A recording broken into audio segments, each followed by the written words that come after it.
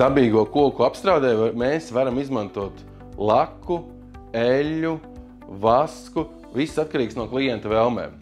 Ko nozīmē lakota virsma? Lakota virsma parasti izvēlās pie lielākām slodzēm, pie lielākiem nodilumiem, lai ilgtermiņā tā saglabātu savu izskatu. Bet, ja klients vēlas paspēlēties ar krāsu toņiem savā interjerā, ir iespēja uzklāt eļļas toņus un arī iegūt tīkamāku acu efektu uz šīs grīdas, tad viņš var izvēlēties mūsu eļļas, kuras mēs piedāvājam no mūsu sortimenta 50 toņu gammām.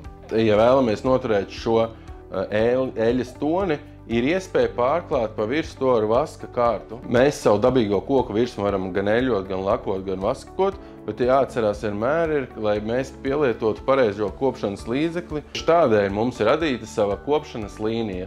Grīdas guru, kas ir atbilstoši paredzēta katra savai konkrētai darbībai.